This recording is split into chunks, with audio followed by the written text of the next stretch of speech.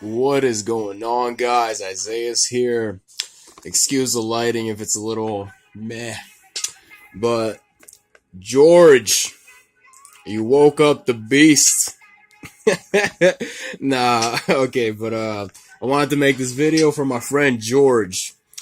And we're going to talk about veganism and a few of the points that he brought up, which are points that I've heard before, to be honest with you, and I've already addressed them several times. And today we're going to do it in video form for you. So, without further ado, so I posted up a picture, well, a video and some pictures about the infections that pork gets on in production and as a result of farming. And it's disgusting. It's utterly disgusting. You can kind of see it right there. What's going on, right? But anyways, George commented. He said bacon and everything, and I said heart disease tastes great. And he said, especially on a cheeseburger, we're all gonna die some days. Might as well be eating bacon and 12-ounce ribeyes, right? Or am I wrong here? And I said completely wrong, to be honest. That's a horrible way to die, and it just so happens it's the #1 killer in the world, which is true.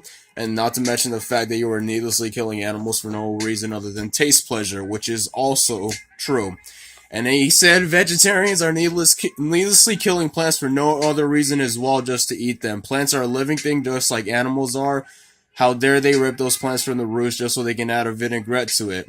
So, and then he said, thus obscure, and there is no proof that heart disease is related to eating bacon and meat.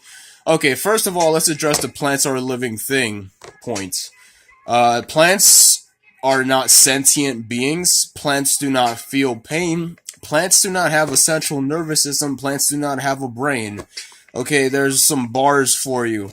Okay, they don't have a subjective reality. Okay, they don't experience reality in the way that me and you experience it. And so killing a plant is not the same thing as killing an animal that has an obvious will to live. So there goes that. And another thing to point out is that this isn't a zero-sum game. A lot of people often point to, a form of killing that a vegan or a vegetarian would still continue to do, and try to tout this as some sort of moral high ground when it's really not. Okay, we have to eat something. Okay, and the fact is that practically speaking, we can stop eating meat and any animal products in modern day society today. So there goes that. And yeah, so essentially plants are not sentient beings. So it's not morally objectable to kill a plant, just to eat it. Whereas an animal has a clear, again, will to live. They suffer, they feel pain, and we subject them to a lot of horrendous conditions in which the infections and the abscesses and the tumors that I just showed occur quite often. And these are often cut out on the production line, and you're eating that meat. And here's another cool point. They tell you not to pour bacon grease down the drain. If they tell you not to pour bacon grease down your drain, why would you want to put that into your body? It is utterly disgusting, to be honest with you. And yeah, as far as heart disease and saturated fat consumption and bacon, yes, it is correlated. Saturated fat is what our body uses to develop cholesterol, and high amounts of saturated fat, based on the average human diet of 2,000 calories per day, you should be consuming no more than 13 grams of saturated fat per day, according to the American Heart Association. So, saturated fat is correlated with LDL cholesterol buildup. It is very much so correlated with ischemic heart disease, and you should stop eating it completely. For honestly, I feel that's a good enough reason alone. Heart disease is a terrible disease. So it is correlated. Also, the heme iron that's found commonly in meats has been also associated with coronary heart disease, increased risk for it. So there is that factor as well, not to mention the plethora of other things that are in meat, antibiotics, hormones, and other such things that arise as a result of production that you're putting into your body. that are just not good for you. So there's a load of reasons, health to not eat meat. And my friend, you brought up a point that is very near and dear to me. And I'm sorry I put my finger in the camera. I'm just trying to get more comfortable here. But you're bringing up, as a Christian, God into the equation, and there is something to note about this. Although in the Bible you are permitted to consume animals, we have been given dominion over all the earth. Have we now? We can see that in the account of Genesis, in the creation account. But if you look at the first verse in the Bible that mentions food, that literally comes right before the verse that says we have been given dominion over the earth. You know what that verse says? It says that we were given every plant and every tree bearing seed in its fruit. Go look it up. That is the first verse in the Bible that mentions food. And later on, as time went on, we started eating more animals.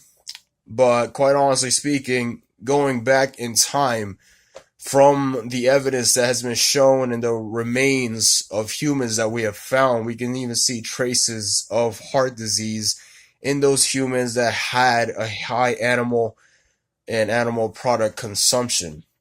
So honestly speaking, it was never good for our health, even though you may try to say it's morally permissible. But honestly speaking, if you consider yourself a compassionate and decent person, and you know now the health impact that eating animals can have on your personal individual health, but not only that you're causing this animal to be subject to suffering for no good reason, because you can get all your nutrition from plant-based foods. You're also aiding in the environmental impact of these animals, which is quite honestly catastrophic if you look at the amount of deforestation that is occurring as a result of this. The amount of fecal matter buildup. If you look at the Gulf of Mexico, there's a 2,000-mile wide dead zone where nothing can live because of the sheer amount of pollution as a result of animal agriculture that's being pushed down the Mississippi. So this animal industry, farming industry, is horrendous. The impact that it's having is absolutely awful. Okay, and it is not asking a lot to simply stop eating these animals. Now, I understand we've been conditioned our whole lives through media and those who we love and those close to us to just simply eat animals, and it's become so normalized that we don't see anything morally objectable about it, right? But if you look at these conditions that these animals are kept in, these are conditions that you wouldn't wish upon your worst enemy, okay? And not only that, but the workers in these slaughterhouses are getting PTSD at ridiculous rates. That's an interesting thing that a lot of people simply don't know. The fact that humans are suffering in large numbers as a result of this industry, because they have to see and do those violent things. They have to see those animals bleeding out profusely when they cut their throats, and squirming on the ground when they shoot them in the head with an air gun, and they just have to see so much suffering day to day that they are suffering mentally as a result of that. So practically speaking, it is not asking anybody a lot in modern day society to give up animal products. You have alternatives. You have supplements if you need them, okay? And honestly speaking, if you're eating a bare bones vegan diet, it is dirt cheap, okay? But basically, I know I went off a little bit there.